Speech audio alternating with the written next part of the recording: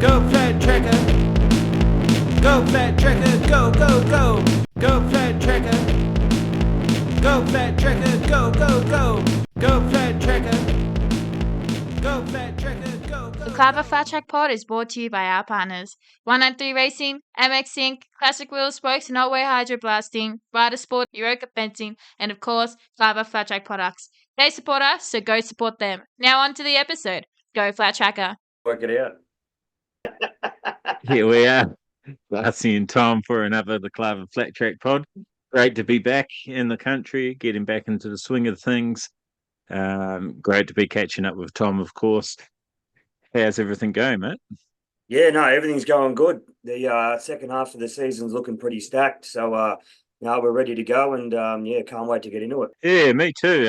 I've actually been proactive at trying to get bikes fixed and stuff straight off the bat. It's been a pretty busy it's a week and a half actually that we've been back. My brother's and his partner's over from New Zealand as well, so that's throwing extra busyness into it. Got back into a bit of running and some mountain biking. My hammy seems to be pretty good now, so I think that's a good sign. Bought some new runners yesterday, which is pretty good. Happy about that. Yeah, what else has been going on? Well, obviously we had a trip over to the Netherlands, which was related to flat track, which was fantastic. Didn't really go to plan. We'll get into that in a minute. And you've been doing a bit of racing over here, a bit of sidecar passengering. I'd like to call it swinging, but I don't want to give people the wrong impression of you. You make any impression you want. It's all good to me. So yeah, you're going to tell us a bit about that. We've heard there's some date clashes. We're going to talk about that a little bit. Yeah, and generally just talk and wag a bit of shit, really. This one's just for Gary Rortman. This whole podcast is for you, Gary. This one is all for Gary. I've had a good chat, and thank you for the people that have reached out since I've been back, catching up and seeing how everything went. It makes me feel loved, which is nice. Yeah, so let's start with we went over to the Netherlands.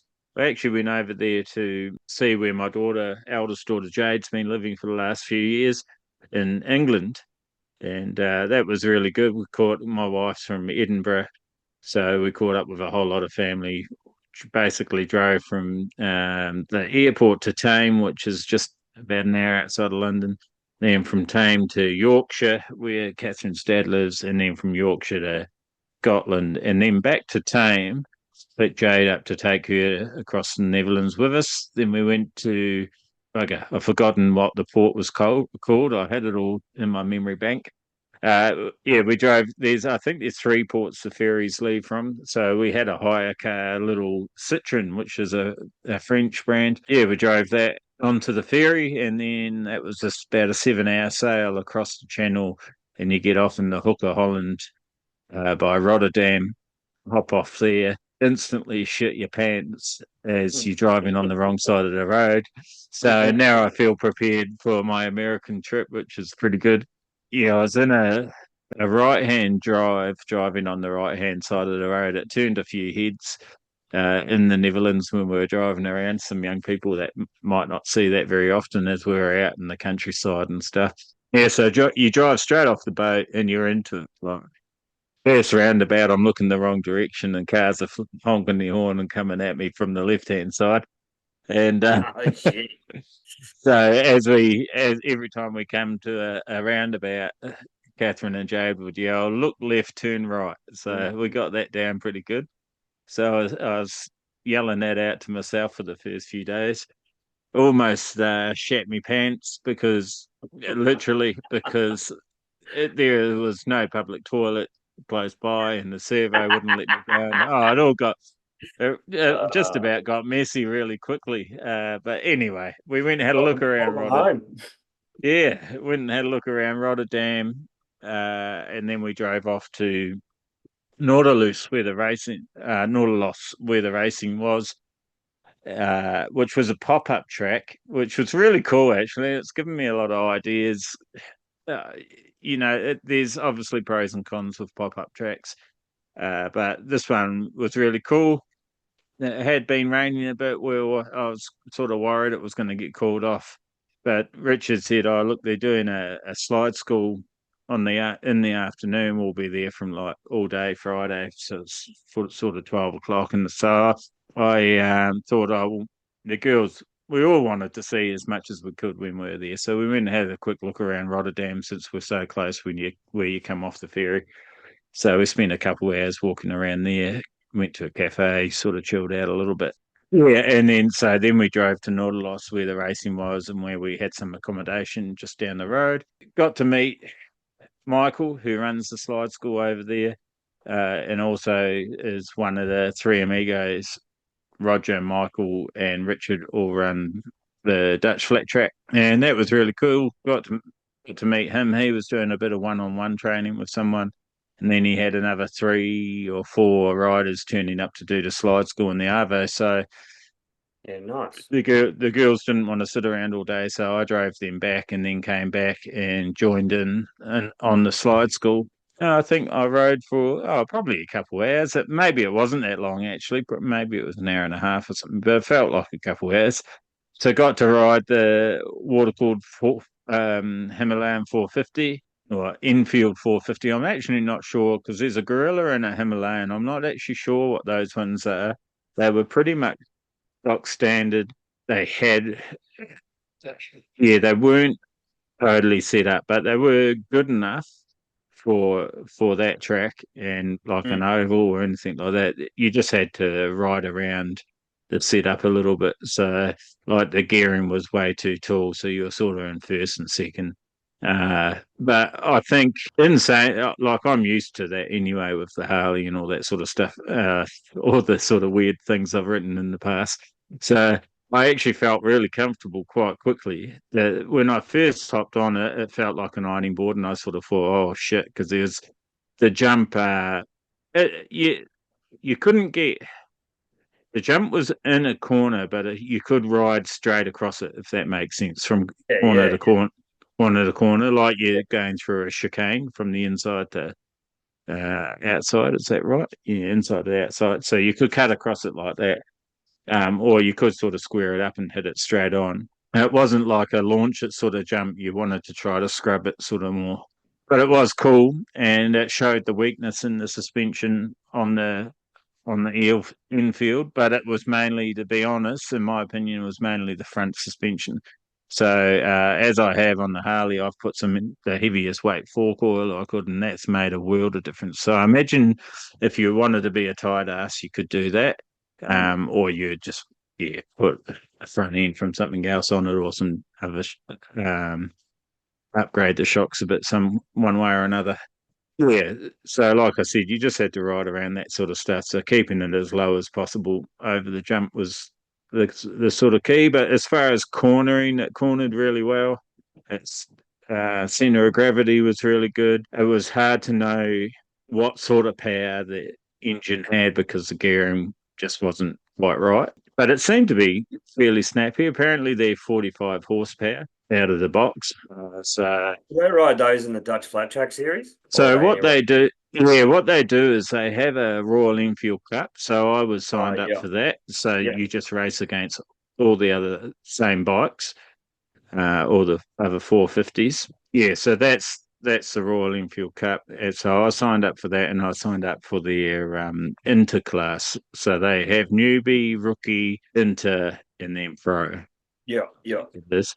So on the same bike. I would have been on the same bike because I was lending it. Yeah. So like I can't say thank you enough to Michael and the guys for hooking it all up and lending me the bike. And they gave me. I'm actually wearing it now. The hoodie and the t-shirt and a hat I'm going to show mine off as well for Gary. 193 Racing. Yeah, I'll sit like this for the rest of the podcast for you, Gary, and just we'll go like that. So look at that, Gary. Yeah, bit of podcast sponsorship even on the back. I don't know if you can see it on the back too. It's got picture of the bike and all the sponsors down the bottom. Yeah, it's cool.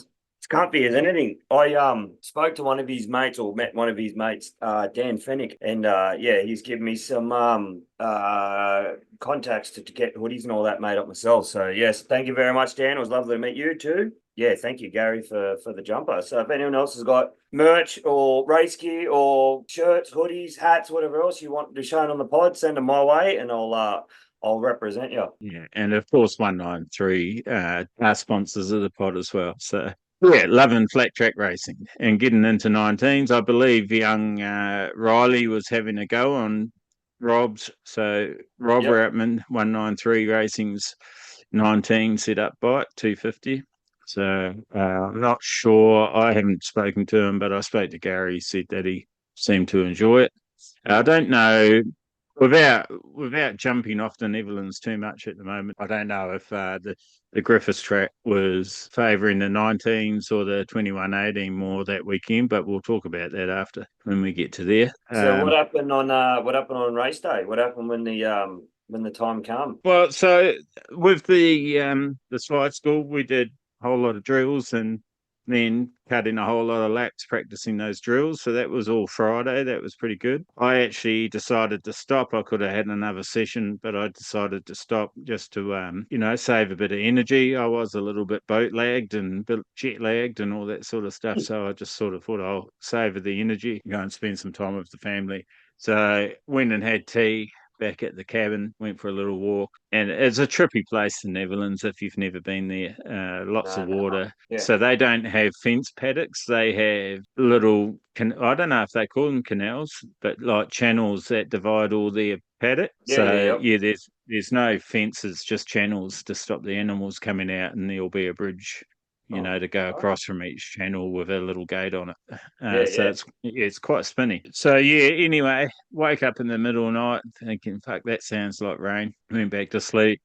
Woke up in the morning and went, Jesus Christ, that looks like a lot of rain. Said we were going to get some showers, but just dug in and I went up there to the track for riders briefing and everything because it was about 5 minutes drive from where we were staying, so nice and handy. You might as well.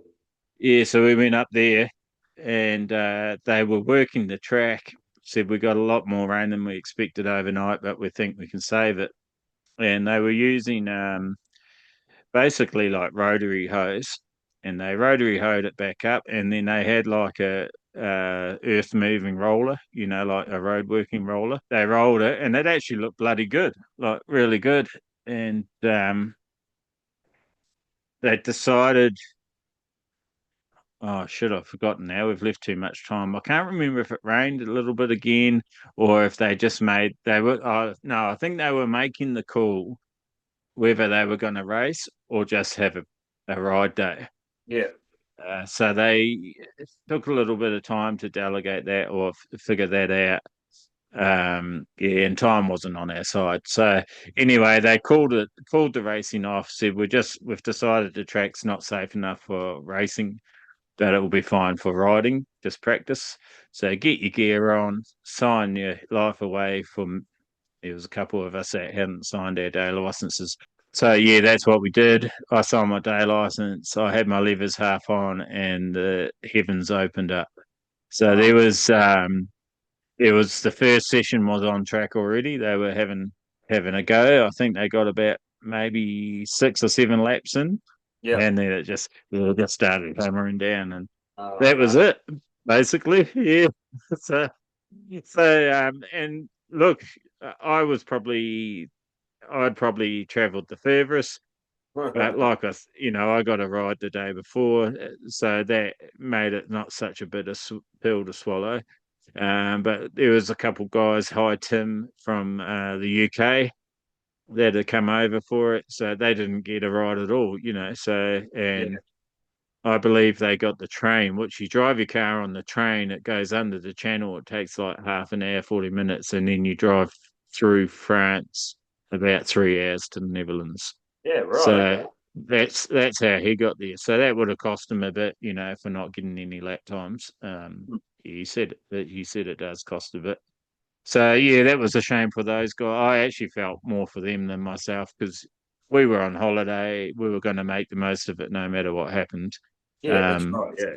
so yeah, but I've got to say the local Kawasaki shop there, they own the land, and yeah, this makeshift track, it was pretty good. Like I said, it was eye opening for what we could do over here. I know a few farmers around here.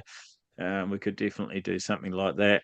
They had a big, I will call it a circus tent. It was like a big red and white striped tent, and it Okay. had wooden floors. And you would love this, Tom. They had a bar with beer on tap and kegs and everything in there.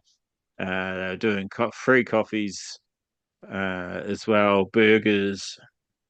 Angel of Dirt was going to play as well. Well, it did actually play, but they had to change everything around because it was meant to be at night time after the racing, and of course the racing was cancelled. Yeah. So everyone just stood around and got drunk from what it looked like to me, uh, which was good. A lot of locals came down. I don't know where they were all coming from because this is like a small little country place. Like, yeah, it's sort of hard to explain, but Yeah. there wasn't a lot around. There was a freeway. I got told I met hello Martin. Martin I met as well. And he was telling me that he lives on the other side of the Netherlands, which was an hour and a half Yeah. away. Right. So it's quite a small area. So was that Um, one of their uh say that's one. national title rounds? Yes. Yeah. Yeah. Right. Okay. Yep. Yep. Yep. Yeah. So the it's ran a little bit differently than how we do things. So it, I don't know if it's classed as a national title. I actually didn't actually think to ask that question. To Hmm. be honest, it wasn't that I got to, but yeah, they have a national series, and this round was part of the national series. Yeah. Okay. Yeah. Um, That's good. yeah, Yeah. so yeah, Wendy, I got to meet her from Wisconsin in America. She's the creator of Angel of Dirt. If you Yep. haven't seen that or heard about it on Scotty Dubler's podcast or Corey Texter's or any of the American ones, I'd be surprised if you haven't heard about it. Hmm. But it's about a young female racer, so it's very heavily female orientated, which is good. Woman in racing speaks to a few women from the racing scene, like Nicole Mees, and I think even Shane was in there. I was struggling a little bit because when it did play, um, there was a lot of people drinking up the back, and my hearing's not very good. I couldn't really concentrate on both of them with all the background noise. I couldn't really Yeah. concentrate. So I'd like to see it again, actually, which I think we're going to tee up. So I'm not sure how we're going to do it yet, but Wendy and I are going to have a conversation. Hopefully, she's going to come on the podcast. Um, yeah, we might even be able to do something over the internet where we would screen it over the internet and you pay a small fee or something like that. I'm not sure. Yeah. Right. But yeah, we'll work something out. But she's keen as to come on the podcast, which is awesome. So yeah, I met her. I met Thomas, another rider, Martin, who's a rider, Tim, and then of course Roger, Michael, and Richard, and yeah, a whole lot of other people that said hello and that, but we didn't really get to have the conversations. But while we are waiting for Angels of Dirt, we are waiting for a screen and the set projector and that to turn up. So we went for a little car ride. I took the girls for a car ride, and we went to, I think it was called Rolchen, a little village, and that was pretty cool. Went up in the windmill and that sort of stuff, and just had a look around at some of the history there. And then when we came back, I'm going along the motorway to where the racing was, and there was like an old Cadillac doing husses around on the dirt track in the mud, just like a V8. And then there was a ram doing it, and yeah, so they were having fun. There was a couple motocross bikes went out on there and ripped it up, and yeah, Yeah. it was just a bit of paddock bashing happening, and yeah, I reckon there was probably 30 to 60. I couldn't really count people getting on it, having a few beers and enjoying themselves, even though it was a rain out. So So with the no, so with their series, the Dutch Flat Track series, you said they've got beginner, novice, intermediate, and pro, right? Can you ride any bike in those classes? uh, mm, not sure. Because obviously here we've got categories Yeah, determining what size CC or what bike. I was I wondering think if you ride they. the pro class, if you've got a, say for instance, 750 twin, can you race someone in the same pro class as a pro four Not as a sure about 450? twins, but I'm pretty sure you can use like a framer and that. But I don't know if it has to be like a 450 or 500. They have like a Thunderbike class and that as well, I think. So So we'd whatever they actually, call it pro, the pro they say this is what machines are eligible in. yeah. Look, I'd have to go back to the Dutch Flat Track podcast to find out. To be honest, I can't remember. It was too long ago. And because I didn't get to see the racing, if Yeah. the meeting went ahead, I'd be able to tell you. Yeah, Because I yeah, would yeah. have. I just Yeah. thought you might have got a program or something along those lines to tell who was what and where and yeah. Yeah, no, we didn't Go get ahead. that far. Yeah, we didn't get that far, unfortunately, and it was actually quite tricky. I love it because it wasn't just a race trip, so it made it kind of tricky. With Catherine and Jade being there, Jade was yeah sort of happy to hang out, but they didn't want to hang out when nothing was happening, sort of thing. Yeah, of Like course, yeah. No one likes yeah, to sit around the so track and not going to do nothing. yeah, so it actually made it a little bit tricky. Not that it worried me that we went for because I wanted to do both things. I was sort of torn. I wanted to be a tourist and go and see as much because we're only there for a couple of days in Yeah. Netherlands, so I wanted to see as much as Holland as I could in the short time we were there. So that was sort of an opportunity, but then I could have whacked. I probably should have whacked out the laptop and done a podcast, but I had it all there. But Yeah. I've interviewed Roger, Michael, and Richard before, and the language barrier. Not like Martin was easy to understand. I think he could understand me most of the time. Yeah, everyone. Someone's delivering me dessert. Everyone else was Okay, yeah half your pretty. luck, eh? Yeah, I think I don't know if it was me that was hard to understand or what, but anyway, yeah, it was tricky. So anyway, I decided to keep the girls happy, as Yeah. they say, happy wife, happy life, and yeah, so I did that and came back, watched the movie, which Catherine wanted to watch too, so that was good.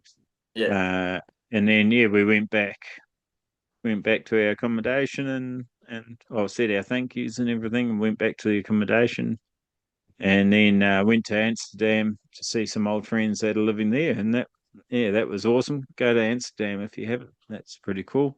Uh, all the Netherlands is cool. It's different. Yeah, it's Europe, so it's different.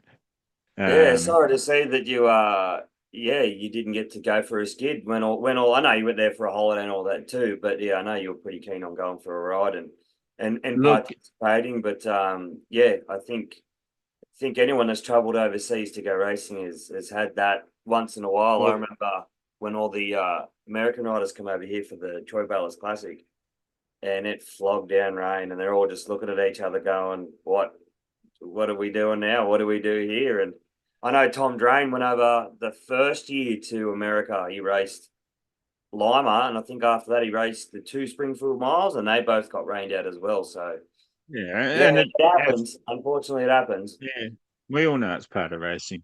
Yeah, You yeah, know, uh, I was like I said, I was very lucky. I got a ride on Friday, yeah, and that actually almost had made it harder because I was feeling pretty good on the bike by the end of the session, and sort of felt like I was going to be competitive. So um, I wanted to see where I did stack up against the riders there. As yeah, you do definitely. when you go to meetings. It's actually strangely probably the best I felt on a bike for a while, which was weird.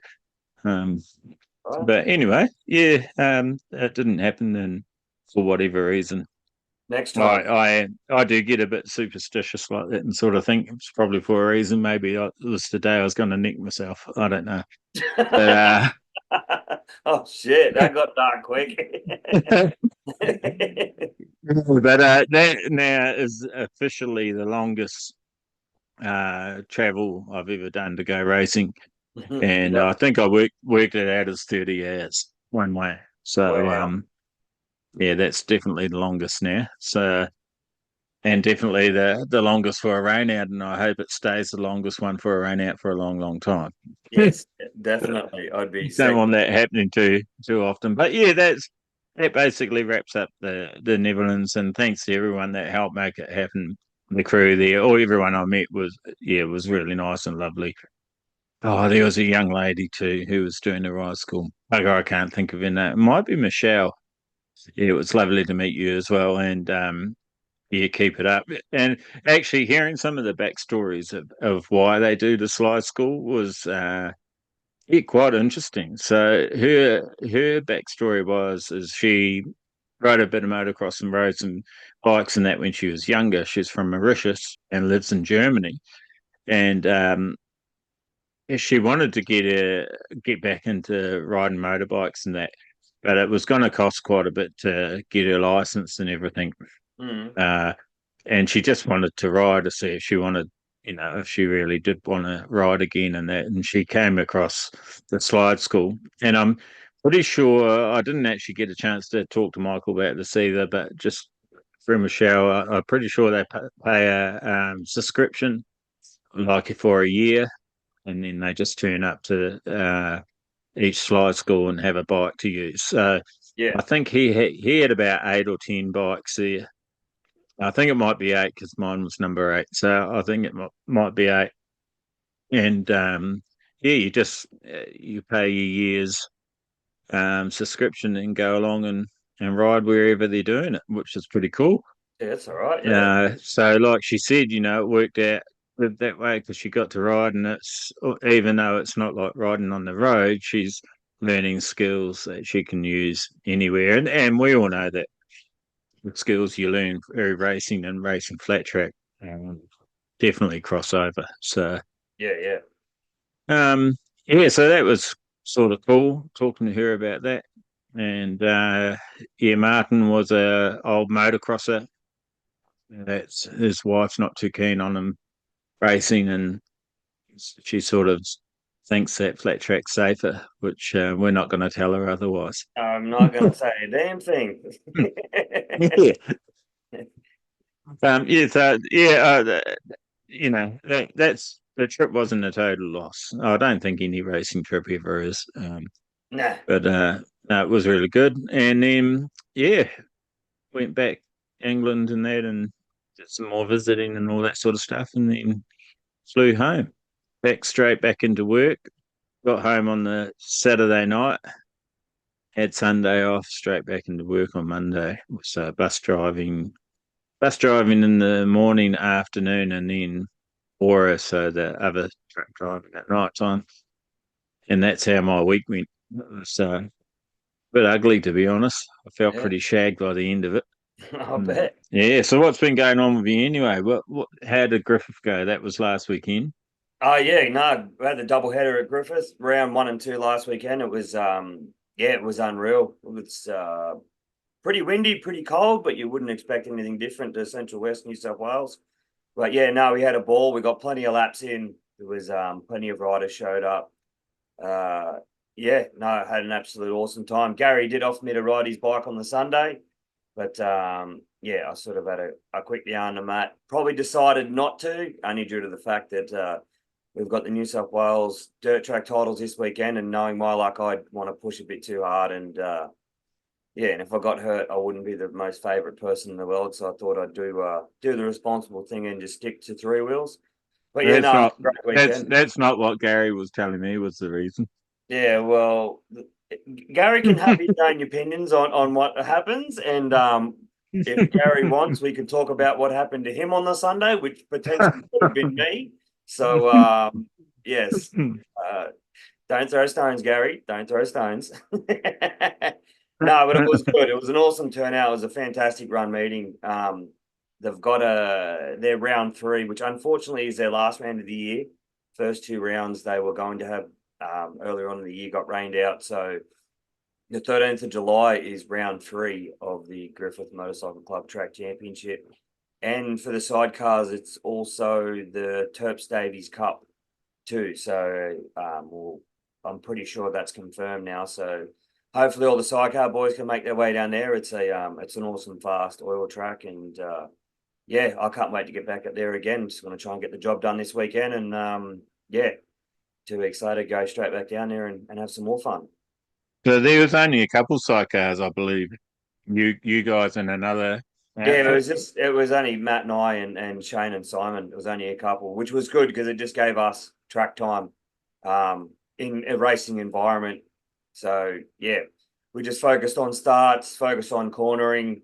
There was at one point I was playing with the amount of movement I had on the bike onto the straights, and we actually got to the point where the front wheel was lifting off the ground going I up. saw that photo. Yeah, so I've worked out a way how to do that efficiently enough to get us as much drive as we possibly can. So So yeah, is this did you do that to compensate? Because you've lost a bit of weight, I believe. yeah, I So is lost that why you're mucking 15. around with this? Well, not really. Like I shout out to Neil Girdler. I decided to follow one of his what would you call it? One of his dietary plans in a sense, and it actually worked pretty well. I dropped 15 kilos pretty quick, and Wow. yeah, Matt turned around and said, "Shit, you notice it a lot on the bike." I said, "Yeah, it's all right. I've just got a bit more to do." But I was sort of playing around with it more due to the fact that I just wanted to sort of manipulate the bike from my end of the deal so Matt can focus on getting the power to the ground. So Yeah. it's what you should be doing anyway. But if you're heavier, it's a lot easier to sort of just get yourself roundabouts where you need to be, and the weight will do all the work. But yeah, obviously when you're lighter and you can get a lot more acceleration out of the bike. So passengers got to do a little bit more to make that happen and get the drive that you need. But yeah, we'll definitely go and we're definitely going balls to the wall. In the last one we did on Sunday, the last race, I said to Matt, go as hard as you can, like, and do not hold back. And by the lead we had by the end of it, it was it definitely worked out well. We definitely had the pace. So yeah, we're looking to go into Gunnedah this weekend. Pretty comfortable. We're very confident on the bike. Yeah, the vibes are high, and yeah, it should be good. We're going to get there on Friday. I get to pick up my new sidecar that I'm going to race when and do the events that Matt doesn't or can't do. So I'm pretty pumped about that. And yeah, I just hopefully everything goes well. We did today sort of nutted out how many people are going to be there in the sidecars. I think there may be 6 or 7, so that's fantastic as a title. And I heard there's Good. over 150 riders for the weekend. So All right, it's nice. Yeah. junior and senior title. Yeah. With the first time I think New South Wales has done that, or if not in a very long time. I've never seen it done combined in New South Wales before. So it'd be very interesting to see how the Gunnedah Club handles all that, because it's a lot of races. Yeah. A lot of stuff to get through, but they are a very, very efficient club. They run their events like clockwork.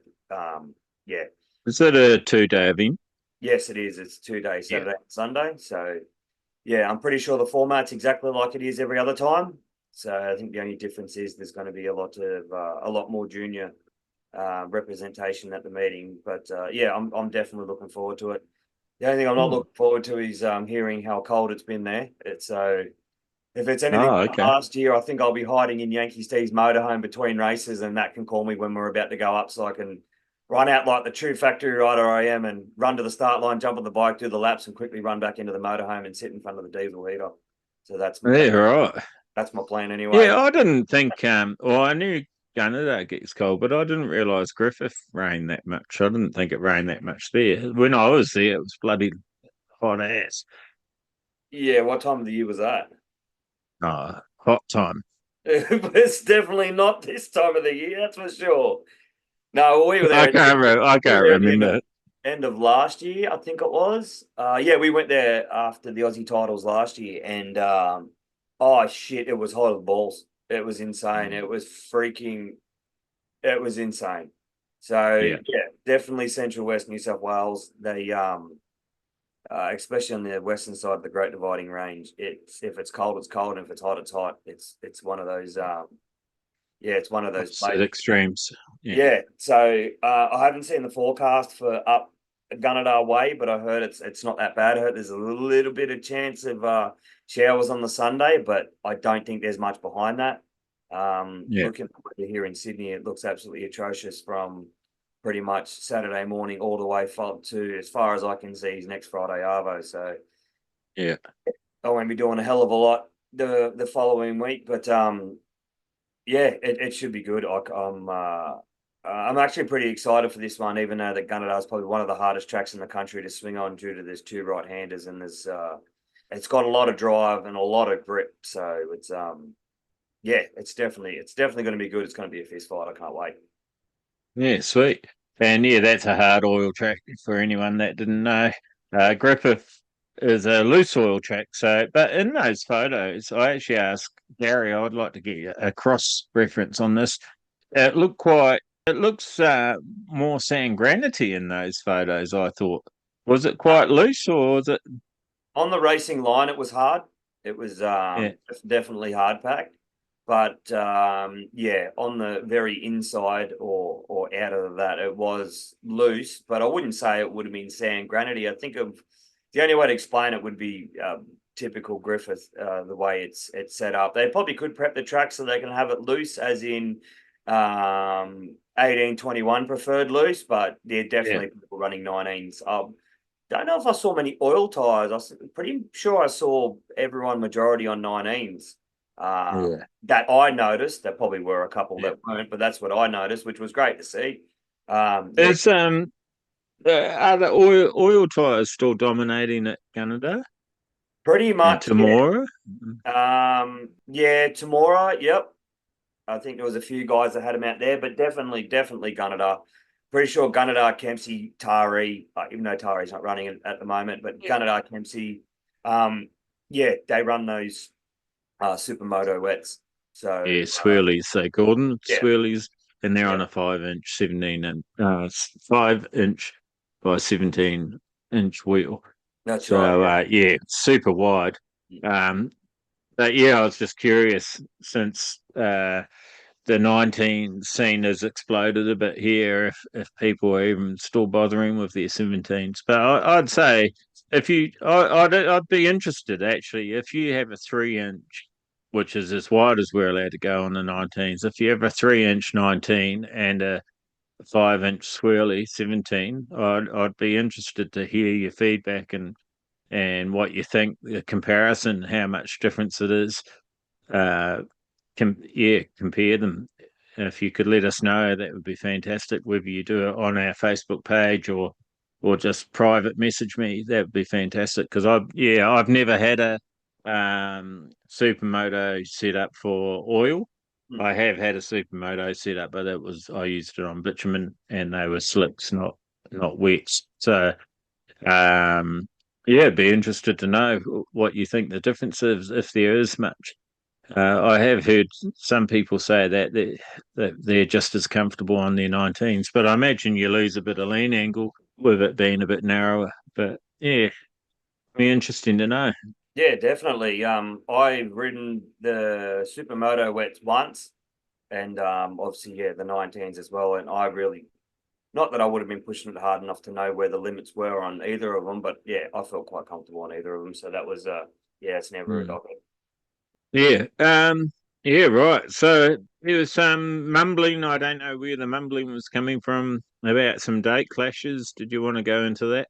Yeah, looking into September, we all know, for some weird reason, whoever decides to do the calendar for the year decides to jam pack everything at the end of the year because it's going to be a spectacular end and not do anything for the last 2 months. So Mm. yeah, I'm kind of going to stick it to MA a little bit here and it may not be 100% their fault due to the fact that there are dates that had to be shifted around because of rain or cancellation meetings or whatever the reasoning behind it is.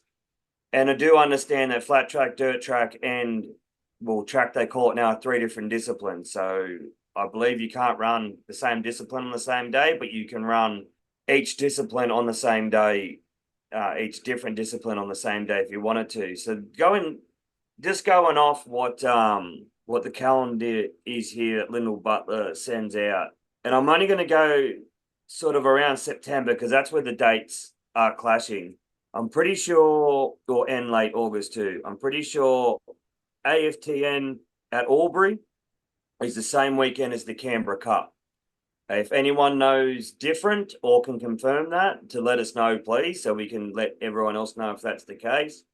I know Canberra Cups either track or dirt track, and obviously AFTN is flat track, but you're kind of pulling the riders from the same pool of people. So at the end of the day, it's gonna hurt one or the other to run it. Like I'm dare say, people got to run dirt track, they're gonna run dirt track, they run 19s, they run 19s. But other than that, in September, you've got the Australian Senior Track Championships in Townsville on the 13th and 14th. The following weekend, on the 20th and 21st, you've got Crindai Long Track Open. The following weekend after that, you've got the Akubra Classic in Kempsey. As far as I saw, and I think that Paul or Joe Slade commented on this, I'm pretty sure the Vic Dirt Track titles are the same weekend as Corindai Long Track. So that's definitely going to separate the people that Victoria obviously going to race the Vic titles, and the people in New South Wales, I dare say they're probably going to go to Corindai, but they are 2 different disciplines. So I think that's why it doesn't clash in a sense, in a theoretical sense, but in a reality sense. A logical sense, it's stupid. Yeah, like you said, they're pulling from the same pool of riders. So yeah, that is a shame. But always in the past, there's been meetings that clash, and you have to make your choice, and that's like whether it's a club meeting versus like a Corindai or a Bathurst or. There's always going to be some fold over, and you've got to choose which one you want to go and do. I don't think there's any. But it's crazy. We've done nothing for the past 2.5 months. Like I'm looking at the calendar now, right? And you've had the Junior Dirt Track Championships in May, the Junior the Junior Track Championships in May, and in April you've had the Junior Dirt Track Championships. Yeah. But after the Australian Dirt Track Championships, I think I'm looking at here, there's about 10 weeks where nothing happened. Nothing happened. There was racing going, obviously club days and things like that and all that as well. But most of the people that race club days don't race championships and vice versa. They do. You're chasing sort of one or the other. I'm sure they could have fit one of those meetings that are in September for closer up of the year. Yes, it probably all comes down to timing or whatever else in between. But now you've got, I think we're throwing in the Australian Classic and post-Classic titles too, which is a week after the Kruger Classic. Like, yes, I know Classic Dirt Track is another discipline again, but in hindsight, you're still pulling from the same pool of riders, so to speak.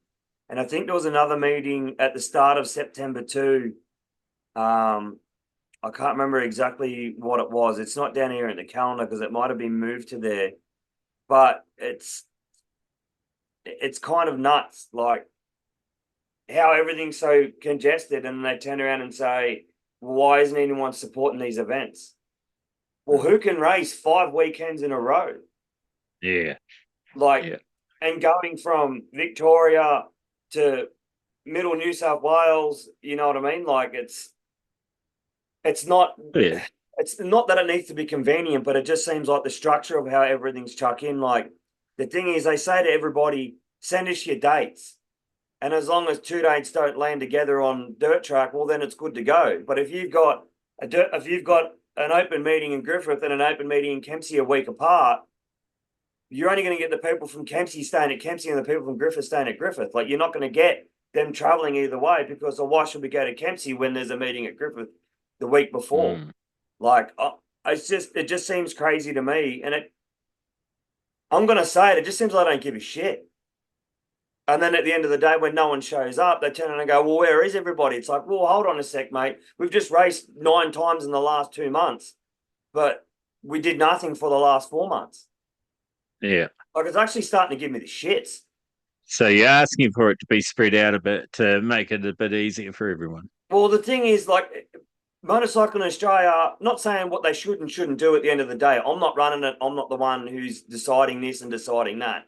But why not say to all the clubs, all right, send in your open meetings in November or December, say, for instance, December the year before for the following year.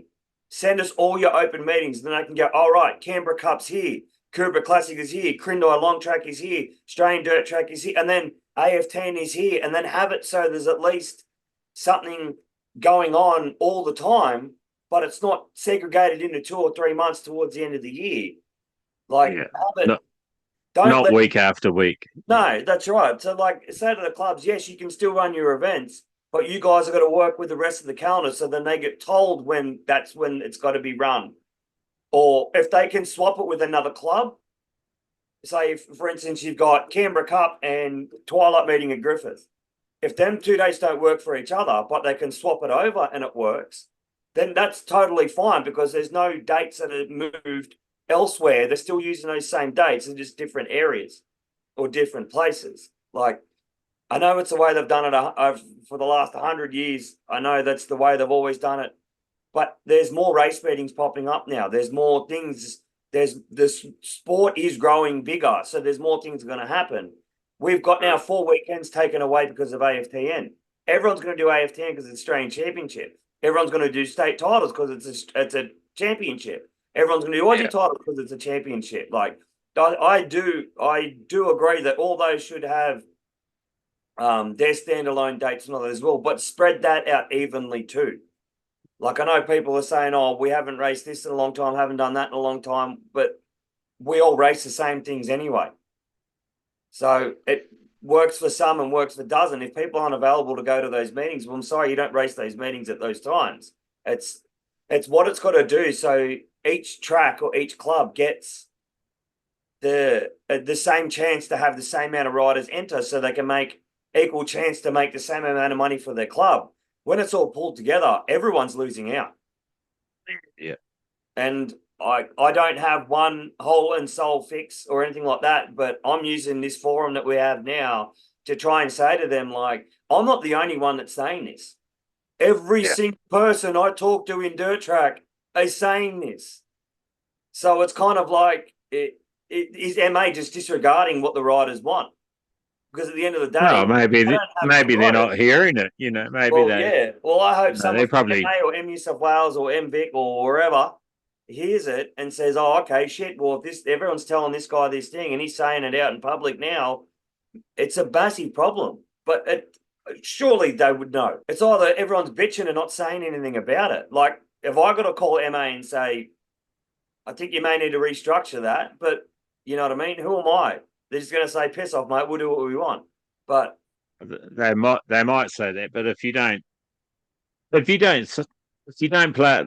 the seed, you know, what if everyone's thinking the same of you and no one makes a move? At least if you make a move and say it, they hear it once. Maybe some other people start saying it and they hear it more, and then that causes a change. Well, I know there's dirt track delegates in each state and everything else as well, and flat track and whatever delegates too. So hopefully they can catch wind. What I would probably recommend is you seem quite passionate about this, which is great. So why not write a petition and get everyone to sign it and send it into the Dirt Track Commission and let them see how many people really think that this is a problem. Like, that would probably be a good way to go about it, I think, and keep yourself a copy of that. Well, and I ask people, what are I ask the sidecar boys and everything else in between, what is everyone doing for the rest of the year? And I turned around and said to Jobbo, I'm just using Jobbo as an example, and I'm going to bring up the list that he quickly sent me, if I can find it. He turned around and said, I'll tell you the list of the events that I'm going to do. So then I asked other people as well what events they want to do. And they're like, oh, yeah, we're going to do that, but we're not going to do that because that's too close to that. So we'd rather just do one of them and then wait a little bit and then do and pick and choose and do the other. Like, I know everyone can't do everything, but it's got to give the clubs an equal chance to get the amount of riders, the maximum amount of riders they possibly can to fill the grids. Like Jobbo said, he's racing Gunnedah and Nepean, the Ranch, Canberra, Quirindi, Kempsey, and Brisbane Cup. That's all fantastic. But you look at when those meetings are on, you've got Nepean, Barley Ranch, Canberra Cup, Quirindi, and Kempsey. I think that's all over 7 weeks or 8 weeks. Yeah, sure. You know what I mean? Busy Like, 8 weeks. that's what I'm saying. Like, I've done nothing other than one club day tomorrow and 2 club days at Griffith. Done nothing since the Aussie titles in March. Yeah. It's like, we want to race. We want to go to these events. We want to do it. But if you're going to pack everything in September, October, and then nothing in November, and then one meeting in December, what do you expect? It's crazy. Yeah. It's Well, absolutely you've got AFTN in November. yeah. What else you got in November? Probably a couple clubs wrapping up their club championships, that sort of stuff. But no open meetings apart from AFTN. Is that right? Towards the end of the year. Yeah. Now we've got the Aussie long track titles. We've got New South Wales track titles, the Vic titles. Yeah, I think they're the only ones that are left. Obviously, next weekend, the New South Wales dirt track titles. Yeah. So it's like, and like I said, they're the meetings that have to stand. Like AFTN's an Australian Championship is still going to stand where I dare say wherever that fits in too, but they might be trying to fit that in so it works around other people and all that as well. Like that side of it, I'm not. Yeah, well, so far that's what it looks like, isn't it? Yeah, that's exactly right. Like I know people, if there's only 4 meetings, not just rounds, if there's only 4 tracks that they go to, and there's one in March, one in July, one in September, and one in December, people are going to go, well, there's 2 months apart between them. But that might not be a bad thing. That might give you other opportunities to go to different tracks, other opportunities to go to the track the next round's out, a month out of it, run it, see what it's like, see what gearing, what setup, what everything that you need. Like, it's just crazy that it seems like the demand to get the riders there is so high. But then when push comes to shove and the calendar comes out, like no one's making money off this. No one's making a living. No one's prioritizing this as their number one wholly and sole job. It's a hobby. Like at the end of the day. So that's why I just think it's nuts. I've thought of that for years. And it just, yeah, I don't know. I can just keep going on about it, but yeah, fuck. I better not wear this jumper again, Gary. It's getting me all rolled up. I'm ready to let them know what's going on. Wouldn't it be nice to make a living from racing? Yeah, I know a lot of people that do it, and it's it looks like a pretty pleasant life. Definitely hardworking, but pleasant life. But yeah, so I am excited. I am excited for what's coming up towards the end of the year. Only due to the fact that we waiting ages to go racing.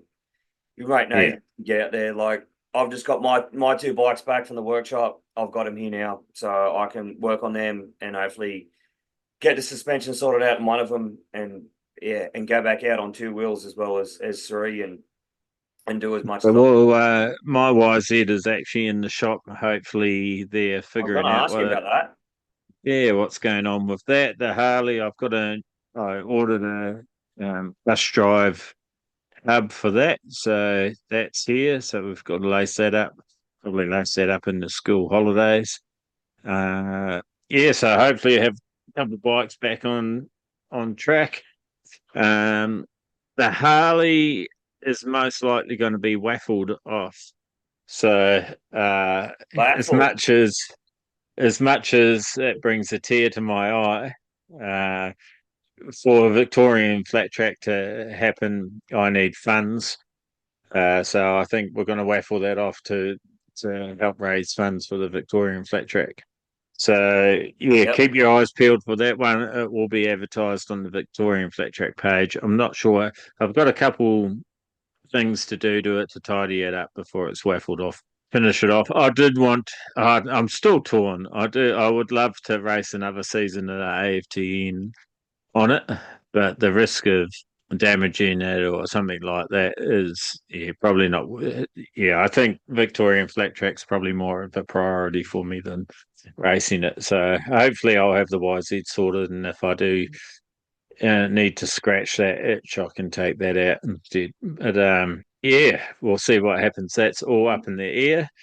But yeah, I'm pretty sure that's going to be waffled off, and I've set it on here to rip the band-aid off and get me over the line because I really don't want to part with it. A big part of me always wanted a Harley to race. And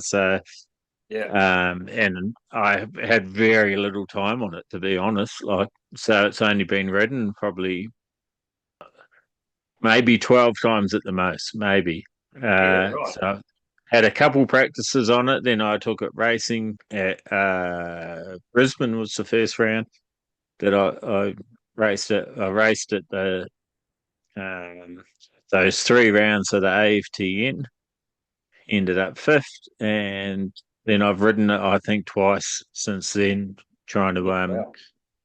mainly because of weather down here and that sort of stuff. Haven't been able to get out on it, and then yeah, just timing going away and that sort of stuff as well. I've done a couple of trips so far this year already, so yeah, so look, it's hardly been raised or ridden, so it's still got a lot of life in it. Yeah, and yeah, putting the heavier weight fork oil in the front's definitely made a big difference. I jumped it, and it doesn't slap anymore. It just sort of soaks it up. So yeah, seems pretty good. There you go, people. There's a Harley for you to potentially win for Yeah, so I'm not not sure what. how much I'm not sure which way I'm going to format the waffle yet, but yeah, it's going to come. So keep your eye out for that. Support Victorian flat track on that side of things. We didn't do a pod about that yet, have we? No, I think you I, mentioned it. I don't think we've no, we only mentioned it, but we haven't done it ins and outs. I'm about half. I did take some work away with me, and I'm about halfway through the rule package, which is going quite good actually. I'm quite happy with it. I was going to do some more this week, but I just yeah, it's been insanely busy, which is good, but makes it hard to get stuff done. But yeah, I'll get that's on my priority list as well. just quickly before I forget it, I don't have 100% confirmation, but I think if you ride the Pro 450 class at Maryborough and the AFTN, you can ride Clubman in the remaining rounds. But Where did you get that from? I got that from a source that I may not. They reckon I got that from the horse's mouth, and that's what I'd been told. So confirm this yourself. But people that were thinking that that didn't want to go to Maryborough, thinking they can't go back to Clubman, I was told that you could, as long as you didn't make the A group. But just confirm if you're worried about it. But if you go into AFTN and you ride at Maryborough and you ride in Pro 450s and you make the A group and you decide, nah, I want to do Clubman, you're a dickhead. Sorry, but you are. You ride if you're in the fastest 16 riders in the country, mate. You go in the Pro 450 class and you stay there. You don't go back in the Clubman, which I highly doubt anyone would. But at the end of the day, I think if you do want to ride Maryborough and be a part of the AFTN series, as far as I know, yes, you are allowed to ride Clubman in the remaining rounds. I honestly think that there's some clubmen out there that would really surprise themselves. Oh, 100%. I really do. Yeah. I think you'd surprise yourself at where you actually sit, and you're only ripping yourselves off. You can't tell me every Clubman rider hasn't looked at their lap times or their fastest lap time and compared it to the Pro 450 class to see where they'd stack up. You can't tell me every single one of them haven't done that. Because I You know would think five you would. people that have Yeah. done that, and they've all said to me, "Oh, we would have made B or we would have made A if we had have gone there in that class." So it's kind of Yeah. like, come on, guys, step up. Like shit, I know. And you know what? If you step up, you're making it even more of a spectacle. You know, you're making it better racing to watch for the spectators. Yeah, just because you're upping the odds. You know, you're making it a lot harder and challenging for everyone that's competing, and that's good. That's good telly. That's good watching. You know, that's what we want to see. We don't want to see one guy running away with it. We want to see everyone battling for it. And Yeah, for yeah, sure. so yeah, put your foot out and get into the 450 class a few times, saying that you can do it. And yeah, back yourself. Have a bit of confidence in yourself. Yeah, Um, definitely. we have some fantastic races here that have all gone overseas for the AM Nationals in America. So good luck to all those guys that are over there. I don't want to mention names in case I miss names that aren't sort of like the regulars and that, and then they feel like they're left out. But Yep. everyone knows who they are. Yeah, good luck to all of them. We have Australia's number one, Tom Herrick or Tom Herrick, depending how well you know him, going over there very soon to compete in the pro class. So that's gonna I'm definitely gonna be watching that one.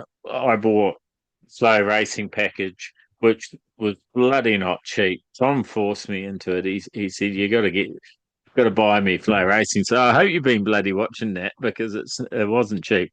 Um, I didn't force nothing. and I was just smart enough to let you buy the package, and then you tell me your username and password. well, I suppose just Everyone consider does that it your next week. payment for doing all the pods That's because fine it's with me. That is fine with me. my ass is still hurting after that Well, because yeah, I did speak to Tom Herrick at Grifith. He rode on the Saturday on the TT, and yeah, he was pretty excited. He turned around and said, "Oh, are you coming along?"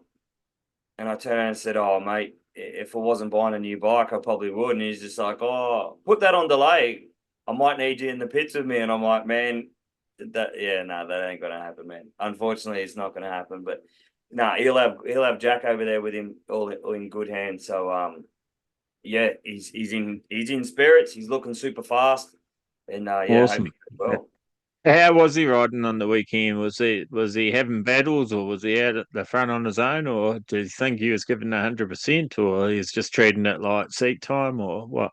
I don't think he was given 100%, but Tom is a racer. He's someone got Yeah. near, got someone got front of him or whatever else. He's going to battle to try and pass and try and beat them. I know that Tyler Davies, I think he Hulk shot at nearly every single race that I watched. He was on fire. Oh, all right.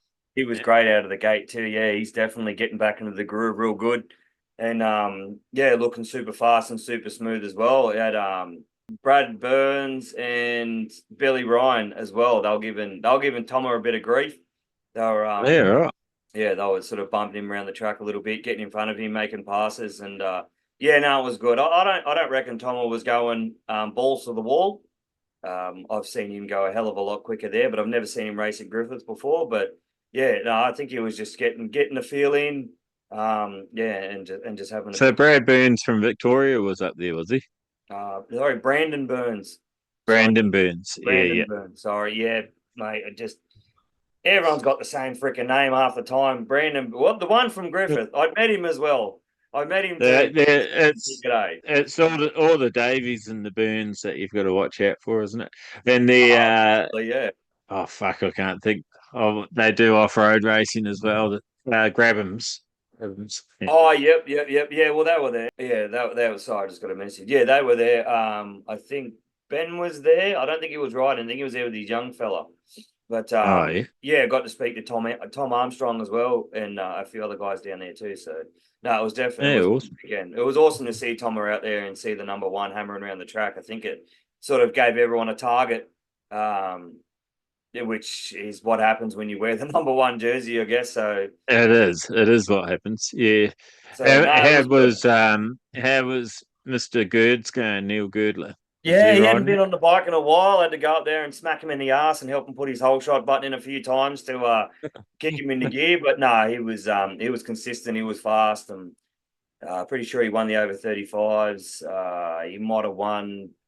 Yeah, I'm not sure how he went in the other ones, but he was getting quicker and quicker.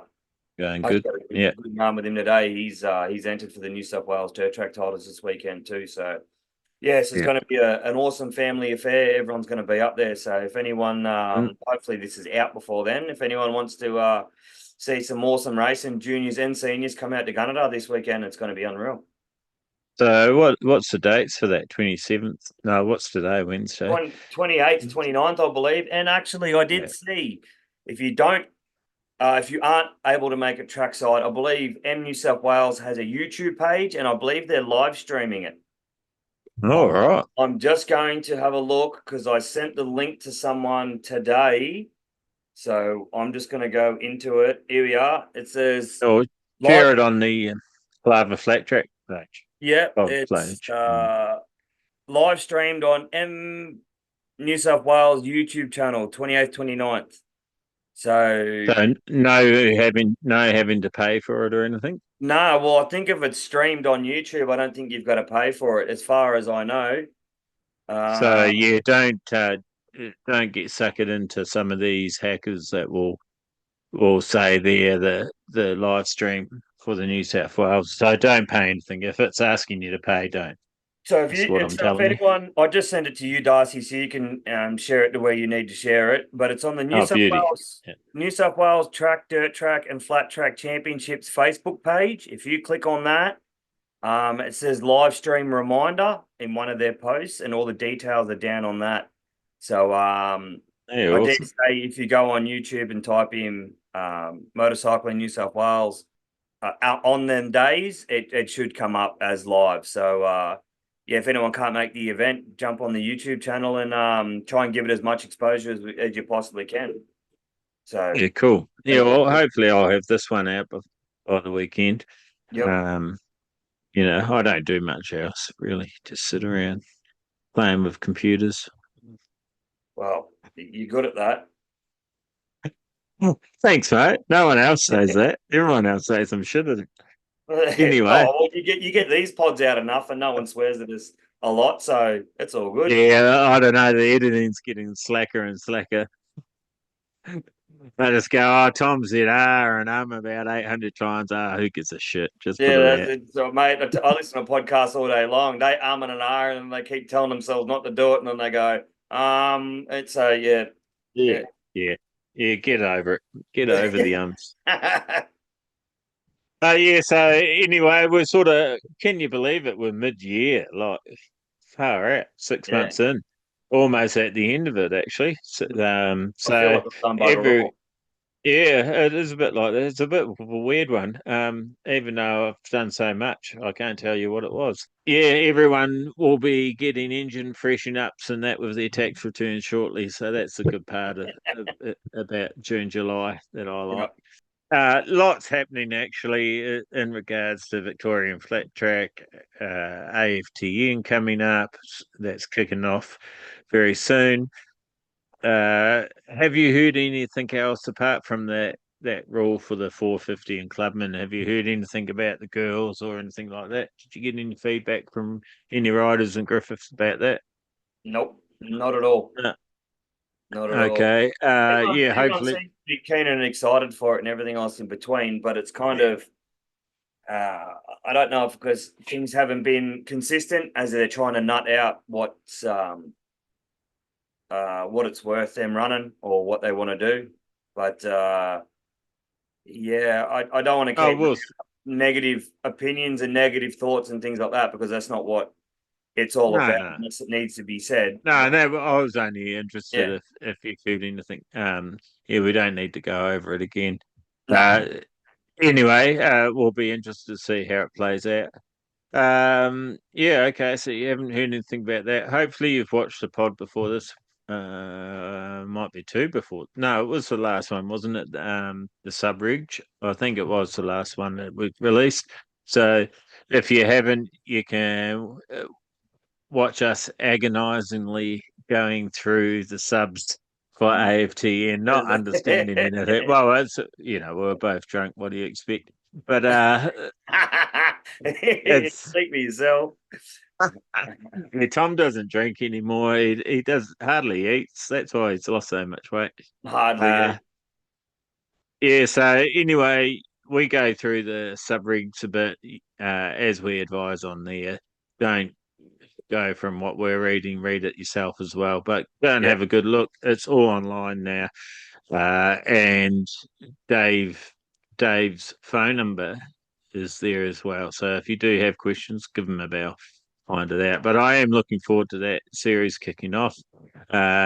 Seeing our number one come back from America, see if what that does to his riding, if it changes anything as well. Yeah, and obviously watching all our riders, Max, Max, Tom Drain, Tom Herrick, and Sam Drain, Jed Fife, everyone over there that's kicking goals. So yeah, go hard, guys. Looking forward to seeing you when you get back. Going to be cruising through the rest of the year, and like I said, the Vic flat track stuff's. I'll mention it a lot because it's my baby, I suppose, and yeah, we're building a crew up for that. So if you would like to be part of that, that'd be great. Reach out.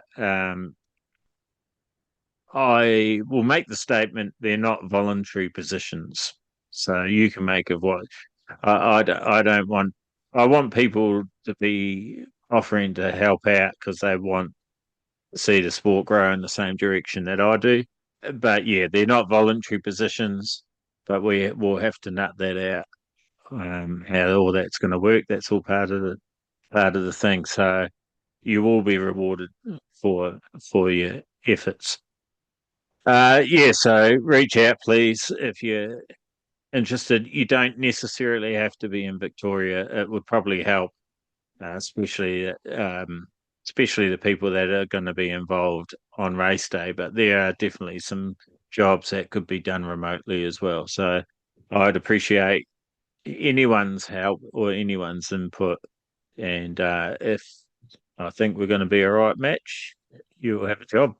So yeah, please reach out for that. There will be a lot more coming out on that rules. I've had quite a few emails about the twins running because I did sort of mention about two breaks. So I think the sidestep around that one for the guys that would have to go out and buy new forks with caliper holders and all that sort of thing. I think it will probably be rear brake only for ovals and then two brakes for TTs. So if there's a TT and the twins are running, which they will be at our TTs, you need to have front and back brakes. So Yeah. the guys that do have that option, like the Harley has that option, you'll be able to run the TTs, no worries.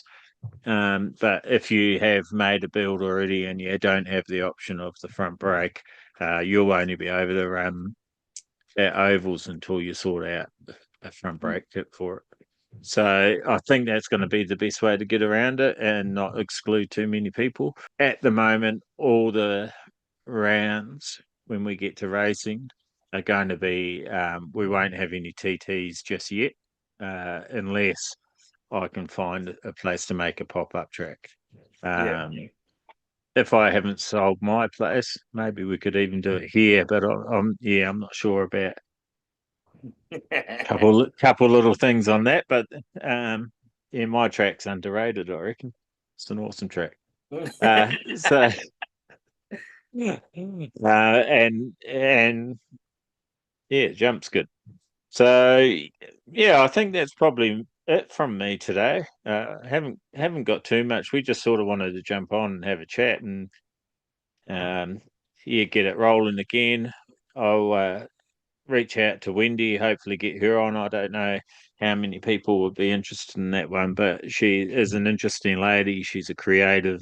She loves motorsport, motorcycle racing. She started filming the young lady. I just don't want to give too much away about the film, so I'm not saying names and stuff. But Yeah. started filming her when she was 9 year old. She was a friend of the family and that sort of thing. So yeah, it's quite interesting.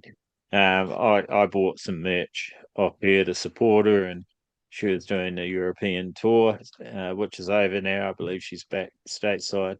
So yeah, we'll try and get her on very shortly.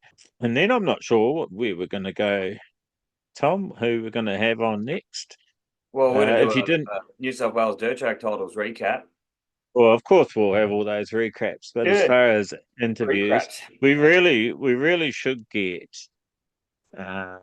some more Aussie female riders on. We've had a couple on, and there's a whole lot more that we haven't had on.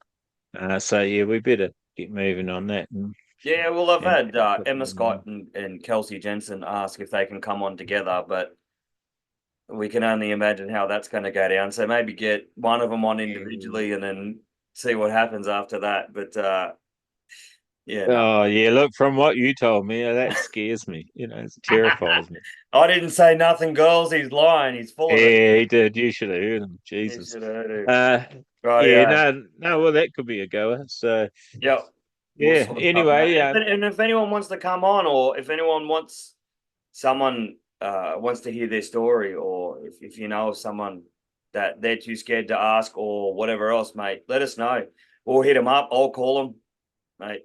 We'll get something to happen. But yeah, there's a few riders that I want to get on, but yeah, haven't really got responses. But I don't think they're massive talkers. So yeah, but if anyone knows or can think of anyone they'd like to hear their story, yeah, let us know. We'll get them.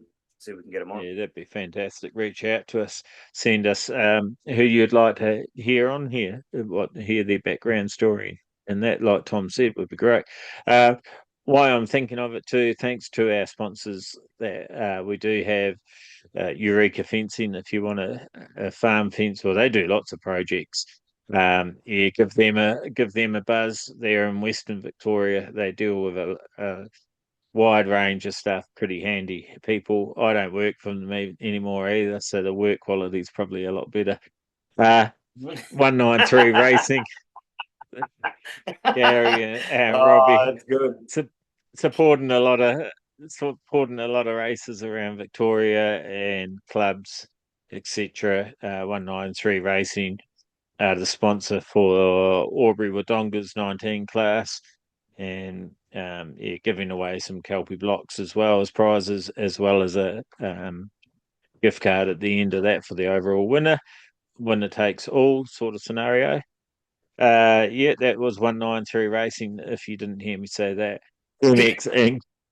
Give them a bell if you want the sickest graphic hits in town. They do a great job, and mine are still in good shape actually after a season and a half. Quite a few crashes on them. Yeah, they're looking sick. Classic spokes, wheels, Otway, hydro blasting, Tim and Cheryl, they do a great job. If you've got any old bikes that you're doing up or need stuff hydro blasted, cleaned up, they also build wheels. If you've got strange wheels that need making up, they do all sorts. They cut, bend, and thread spokes, everything. So yeah, give them a bell. Who have I missed? I've missed someone. Oh, Rider Sport Australia, of course. Yeah, offering more racing to our races in a pretty relaxed environment, but yeah, lots of ride parks running under RSA. There's actually an enduro. I think it's this weekend at Echuca. That's running through a club that's become RSA. So yeah, there's lots of stuff happening. Obviously, Victorian Flat Track's coming on board soon too. Yeah, for 2025, we'll be having some practice days at the venues that we're going to be running. Just waiting to confirm and tie that all up and make sure that we're not going to let anyone down before we announce all that properly. And I think that's it. I think that's all of our sponsors. What did I say? Euroka Fencing, MX Inc., Classic Spokes, Otway Hydro Blasting, Rider Sport Australia, 193 Racing, and of course Clover. Yeah, so we've actually got some junior wheel sets, KDM and Husqvarna in stock if you're after those, if you want to go racing. Uh, right, anywhere, but if you decided late to go and do the AFTN, yeah, we've got those in stock. Got a couple big wheel sets as well, some CRF wheels and KDM wheels there. KDM ones will go on Husqvarna as well, but they are orange rims, black cubs, so you might not want that on your Husqvarna. But I do have some more coming anyway. That will fix that problem soon. I've got some Coleman oil in stock if you want to fix your shoe up, seat boards, etc. Look it up on the website. You know what to do. Reach out if we can help you in any way. We would love to do that. So, thanks for tuning in, guys, to the pod, supporting us, keeping us going, and yeah, thanks Tom for coming on and having a chin wag. Alright. Thank you, Yeah, Gary. thank you, Gary, for your support as well. Love you, And I Gary. think that's enough. Falling flat on your face in the final, it's all learning. I wasn't gonna bring it up, but I knew it was gonna come out one way or another. We've all done it, haven't we? So, Hey, Gary made the final fair and square and was in good contention too, so I'm proud as punch. yeah, I heard. Yeah, no, he's actually come a long way in the last 4 or 5 meetings maybe. Yeah. So really like I said to him, he'll be passing me, no worries. Yeah, which is sad. So I think I have to hang up the levers. But look, it is. We're all competitive. Yeah, I mean that's what it is, and it's a competitive sport. So, yeah, no, bring it on, Gary. I'm looking forward to having my bike back on the track, and if they can get the bloody thing running, I'll probably do the suspension on it and lower it a bit, and hopefully that fixes up some of the issues I've been having, and see how we go. See if I get my confidence back. But until then, you guys know what to do. Flog the shit out of the like button. Oh, I'll throw in a new word in there. Flog the like button. You might win yourself a tire if you keep ordering that comment. Yeah, share us with your mates if you got someone that doesn't, getting into flat track or dirt track. Yeah, throw them our way or throw us at their way so that they can listen about the sport from a couple blokes that love it. And flog that like button, share the hell out of it, guys. Go flat tracker. Go flat tracker. Go flat tracker. Go, go, go.